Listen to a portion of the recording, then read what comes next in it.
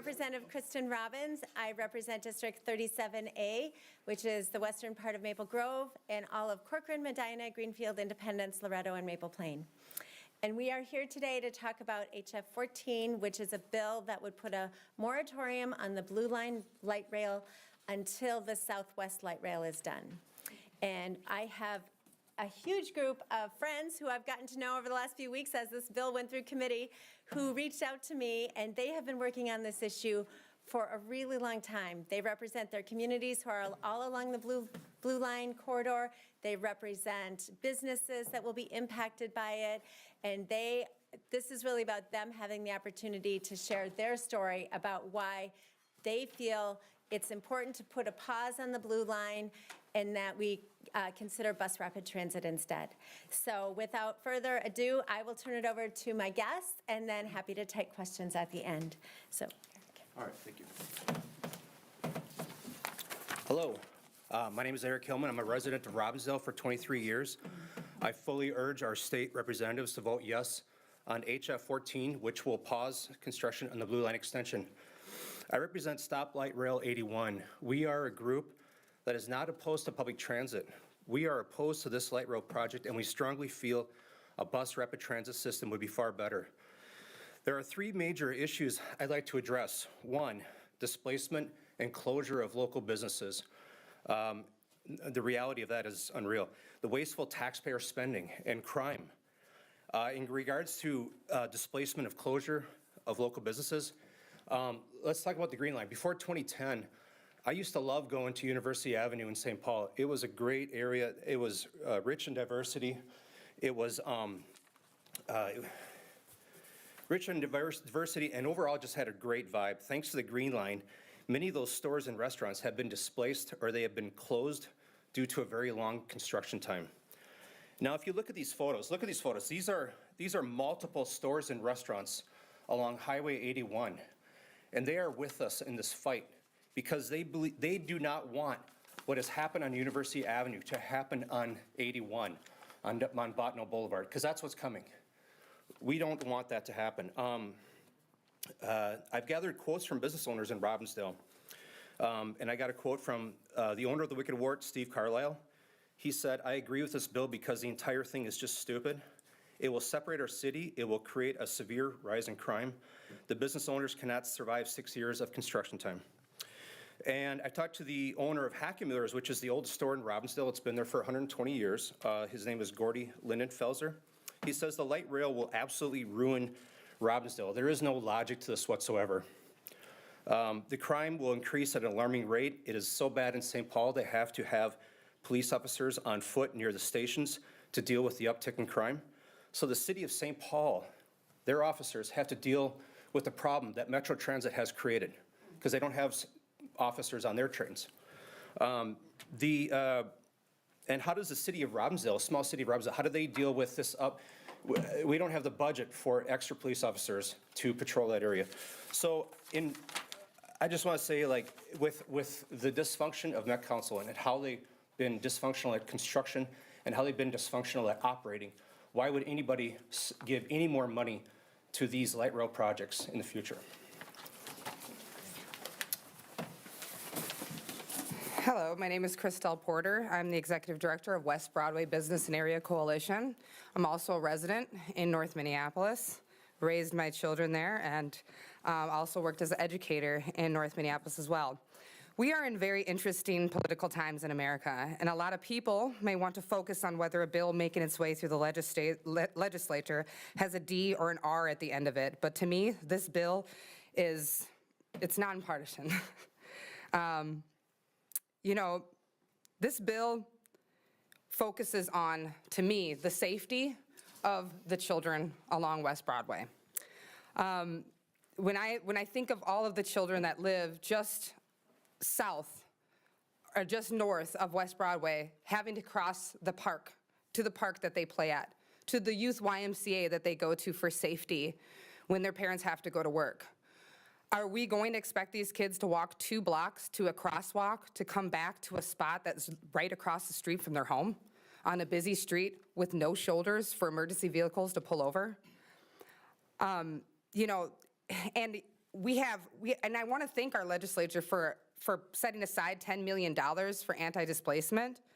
However, already $200,000 of that $10 million has been moved to Harrison neighborhood. That is not even on the line.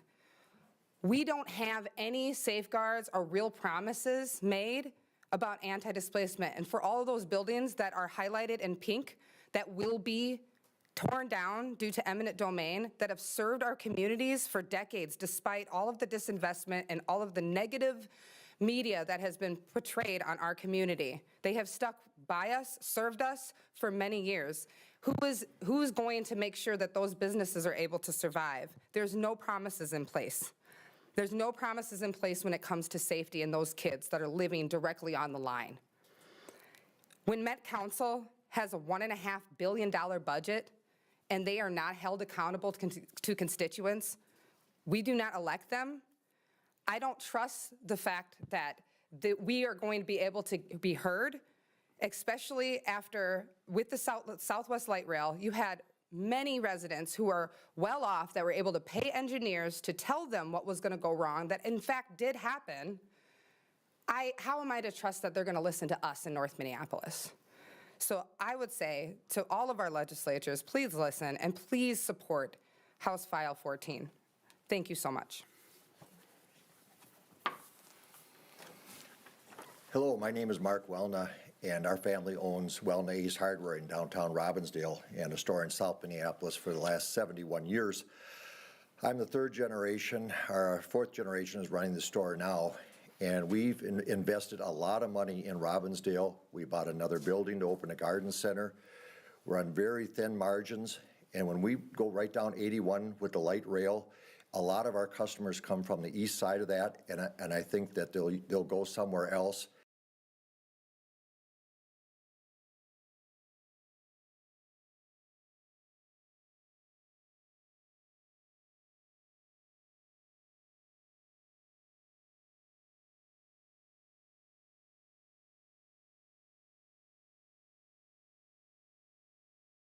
Business owner on the corner of Broadway and Penn in North Minneapolis. I've been involved in the planning process to revitalize West Broadway for the past several decades now. I'm here to speak on behalf of House Resolution 14 by Representative Robbins to place a moratorium on light rail spending.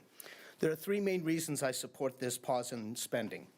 First, the discussions of light rail down West Broadway Avenue date back over 10 years, and it has been determined back in 2015 by a Hennepin County environmental impact study that West Broadway was not a viable option for light rail transit due to its narrow and curvy configuration. None of the issues raised in that report regarding West Broadway being a non-starter have been corrected or addressed by Hennepin County or the Met Council to date.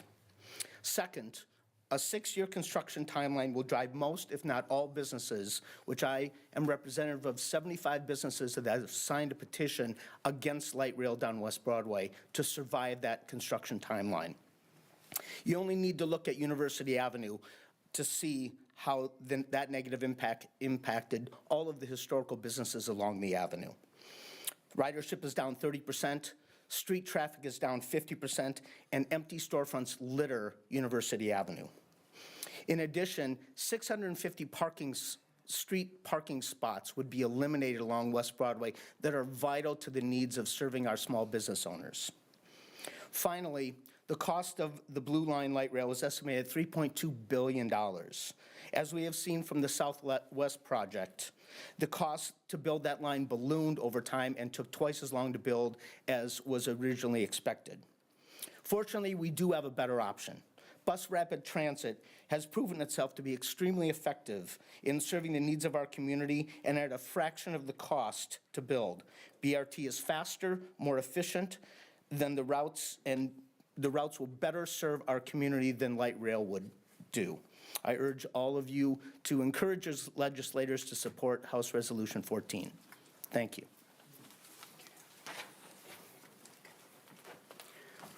Hi, my name is Jerome Johnson.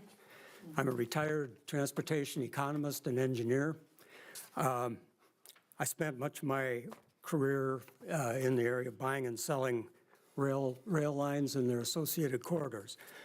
Much of what I have to say was really said this morning in the Star and Tribune in a piece that I co-authored with Kristel, so please check that. In it, the overriding theme behind that was system velocity matters. When you take a transit system of the sort we're talking here off a dedicated guideway where it can run at about 30 miles an hour and adequately serve a 13-mile service corridor, and you slow it down to 15 to 16 miles an hour, nothing really good comes from that in terms of its underlying economics, the propensity of investors to engage in what's known as transit-oriented development activities and whatnot. And that is what has happened here. One real quick civil engineering example is taking the line off the railroad corridor and putting it on down the median of West Broadway, and then running it up a hilly, curvy section of West Broadway between James and Penn is not a good idea. And so much so that when the original BNSF corridor project was justified in the 2015 DEIS, they explicitly ruled out as one of the options running light rail down the middle of West Broadway east of Penn. And guess where this one is going? So nothing good can come from that. When a situation like this out in California occurred, they ended up putting about a mile of that line under a shallow tunnel. I'm not sure you want that to happen here. Thank you.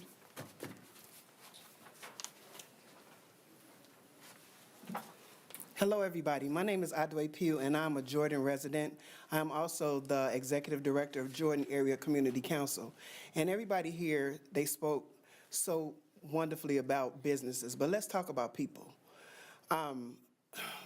My concern is homes, families, and how many families and homes will be displaced because of this light rail coming down West Broadway. It has been mentioned that in 2015 that a study was done saying that West Broadway is too hilly and curvy. It's so funny. I didn't know anything about the study, but I said just because I drive down West Broadway that the road is too hilly and curvy for 2 light rails to go on either side of the street. It's actually too small for one to go down, especially with all the new apartment buildings that has been built, and this is going to displace families. And I am the Executive Director of Jordan Area Community Council, which means Jordan is a neighborhood. And that in the Jordan neighborhood, it is 8,000 families in Jordan. The light rail is going to take out approximately 630 lots from Jordan and Hawthorne. So think about that. How many families is going to be impacted? And if there's going to be enough funding to even pay for them to move somewhere else. What people don't understand also is that the crime in North Minneapolis, especially in the Jordan neighborhood, has gone down in the past since COVID. We went down actually 25%, and the reason that I know that is because we have safety meetings. So when you hear on the news and things that North Minneapolis is bad, that's not true. It's this week I found out from Bill Magnuson. He does the crime specialist in North Minneapolis, and I found out that Jordan and North Minneapolis has the lowest rate of crime in all of the neighborhoods. He did a safety analysis, and so we need not to have the light rail go down West Broadway and use bus rapid transit, because we need buses. Buses get us there faster. Buses are cheaper, more people to get jobs. I mean, just think about it. And if you have any questions, ride down Broadway yourself, and you'll see yourself that 2 trains is not going to fit. Thank you so much.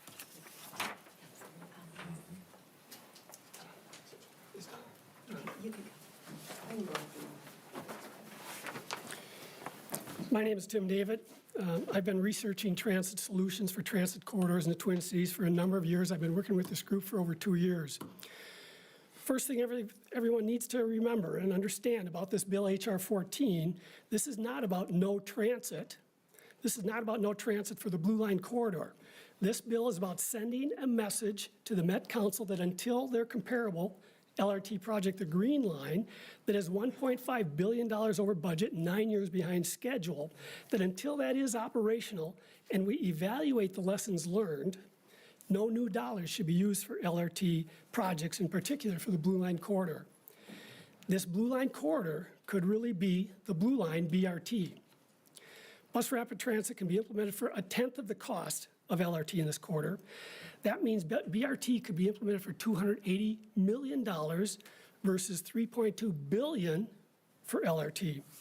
BRT is faster, it's much more flexible, it's safer, it's the same travel time for riders as LRT, it's a lower cost, and it is used more than LRT, with BRT ridership throughout the Twin Cities increasing significantly. Those who are in favor of LRT, for example, in the Blue Line corridor, need to ask themselves if the LRT is the right transit solution for their constituents. LRT requires riders to go to the track. Buses can go to the riders. Supporters of LRT have touted that the riders are within 1 mile of the LRT track. Are they really going to walk to the track for a mile in February, January, December? These riders need a complete transit solution to be funded that can meet all of their needs, meet them at the curb, and include properly funded transit solutions like Metro Mobility Microtransit, Transit Link, connector buses, regional providers, and yes, the backbone of the corridor being BRT. BRT would take only $280 million and not use all that transit funding for the area.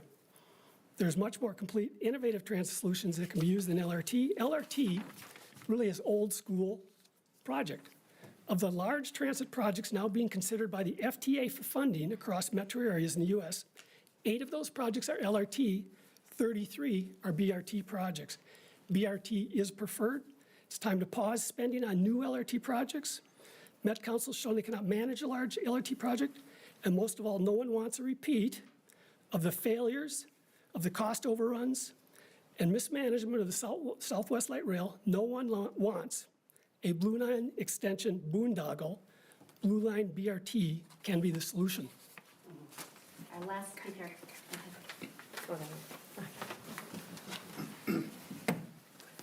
Hi, my name is Donna Sanders, and I'm the business specialist with the West Broadway Business and Area Coalition.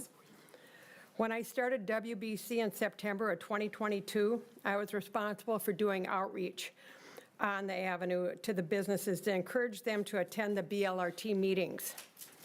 After 2.5 years, 85% of the business and property owners on West Broadway are against the LRT. One of the reasons is that there has been a gross lack of transparency on the part of the Metropolitan Council and Hennepin County as to the exact impact on the businesses and the buildings. Numerous information meetings we have attended over the last few years have been very general, repetitive, showing no detail and not addressing our concerns. Because of the lack of transparency, the businesses along West Broadway are afraid of losing their businesses. These are businesses who have been on West Broadway 10, 20, 30 years, multi-generational BIPOC businesses. We believe there's been a gross lack of consideration and respect for the people who live, work, and own businesses and buildings along West Broadway. It feels like Metropolitan Council and Hennepin County are purposely keeping us in the dark so they can do whatever they want without our interference. WBC and the West Broadway businesses are asking the state to hold off on funding, support HR 14, and really take into consideration bus rapid transit, not the LRT. Thank you. Wait, I'm sorry, Wade, did you want to say something? Sure, I can. I forgot. A gentleman also from Crystal. I was hiding back there. My name is Wade Gerard. I'm a resident of the city of Crystal. I ran for city council recently in the city of Crystal, and during my election, I was able to meet a lot of my neighbors that live on both sides of County Road 81, which is going to be the main corridor that they're picking for this light rail. And every single resident that I met asked me what was my opinion on the light rail, and I said I was against it, and they said, "You've got my vote." And I heard that time and time again, and I didn't hear anyone that actually wanted to have the light rail going down 81 in our neighborhood. The County Road 81 was built and designed for bus rapid transit. It's there. It's ready to go. Just start driving some buses down County Road 81. It's ready to go. There's no reason to tear it up and put tracks on the middle of it. And 81, in my opinion, living in Crystal, 81 is one of the gems of our neighborhood because I can hop on 81. I can get downtown in probably about 15 minutes right now. If this light rail goes in, it's going to take an hour from the city of Crystal to get downtown, not 15 minutes. And I can get down to Maple Grove in about 12. I mean, it's as far as I'm concerned, like I said, in our neighborhood, Robbinsdale and Crystal, it's the centerpiece for our neighborhood and our neighbors. And like I said, everyone's against it that I met. So, thank you. Thank you. So we're just going to wrap up. I just wanted you to hear the voices of the community that they feel their voices have not been heard. So they've gone to tons of meetings. They've been looking for someone to give them a platform to speak. I didn't know these people. I had a town hall in my district a week ago Saturday for my constituents, and a lot of these people came up and they're like, we heard about your bill. What are we going to do? Help us. So this all came together in a week because they want their voices heard. They want you to know there are a lot of people in the businesses, in the communities, in the neighborhoods who do not support they support bus rapid transit, but not light rail. And so we want to give the community more time to have their voices heard and put a moratorium on the blue line. So happy to take questions if you have any, for me or for the guests. Any indication of whether there will be any DFL support for this bill on the floor later? You know, I talked to a lot of my colleagues over the weekend, and I would say they're interested in the conversation because they realize that bus rapid transit is much more affordable and doesn't do the disruption. I mean, bus rapid transit, I think the quote was for 10% of the cost, roughly $280 million. The light rail is $222 million per mile at the current rate. And that's probably going to go up, and it's not going to be ready till 2030 if we're lucky. So the shorter amount of time for business to be closed, plus the savings, I think, makes it possible that we could have continued conversations with our friends on the other side of the aisle over the coming months. For today, I'm always an optimist, but I don't know. One of the arguments for previous light rail and other transit projects has been the availability of federal funding.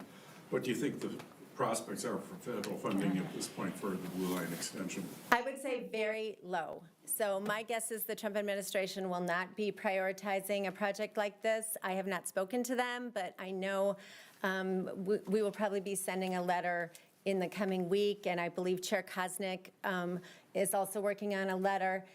And just so you know, the Transportation Committee members are all in actual Transportation Committee. That's why they're not joining us today, but Chair Kosnick does support this effort.